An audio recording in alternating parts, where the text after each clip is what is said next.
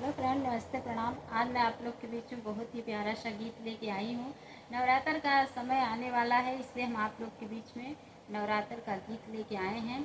आप लोग हमारी माताएं एवं बहनें जो भी हमारी वीडियो को देख रही हैं, प्यारा प्यारा सा कमेंट ज़रूर करना। और चलिए हम चलते हैं अपनी गीत की तरफ। नवरात्र में अही मयरिया सखी, नवरात्र में अही मयरिया, अही मयरिया हो अही मयरिया। अंगना लिपाई के बेंदिया बनउबई, अंगना लिपाई के बेंदिया बनउबई। फुलवा बिछउबई डगरिया सखी, नवरात्र में अही मयरिया। फुलवा बिछउबई डगरिया सखी, नवरात्र में अही मयरिया। नवरात्र में अही मयरिया सखी, नवरात्र में अही मयरिया। फूल दीपया छत लैके, फूल दीपया छत करबै पूजनिया, करबै पूजनिया सखी, नवरात्र में ही मयरिया।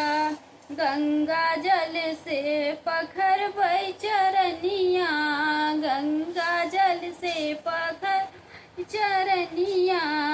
पखरबै चरनिया हो सखी, पखरबै चरनिया। नवरात्र में अही मयरिया सखी, नवरात्र में अही मयरिया। दूध फूल मेवा का भोग लगउबई, दूध फूल मेवा का भोग लगउबई। हम अचरा से करबै बयरिया सखी, नवरात्र में अही मयरिया। अपना के मंगबै सोरहौ सिंगरवा, अपना के मंगबै सोरहौ सिंगरवा सखी, सोरहौ सिंगरवा हो सोरहौ सिंगरवा। अरे अपने सैया कलम्बी उमरिया सखी, नवरात्र में अही मयरिया। अपने सैया कलम्बी उमरिया सखी, नवरात्र में ही मयरिया।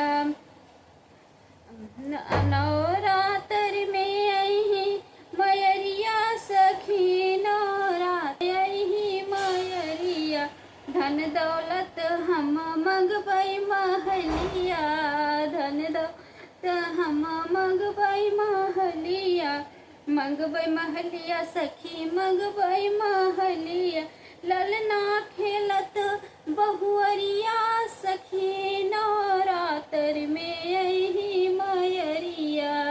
ललना खेलत बहुअरिया सखी, नवरात्र में ही मयरिया सखी, नवरात्र में अही मयरिया सखी, नवरात्र में अही मयरिया। रोग दोष माई पूर कई दिहलू, रोग दोष माई पूर कई दिहलू।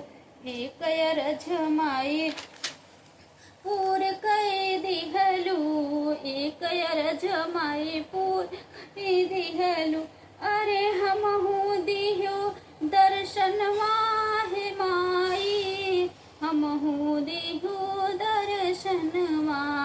आओ हमरे अंगनवा हे माई, आओ हमरे अंगनवा। नवरात्र में अही मयरिया सखी, नवरात्र में अही मयरिया। बहुत बहुत धन्यवाद आप लोगों को। अगर मेरा गीत पसंद आया तो चैनल को सब्सक्राइब कर लेना और प्यारा प्यारा सा कमेंट जरूर करना कि आप हमारी वीडियो कहाँ कहाँ से देख रहे हैं।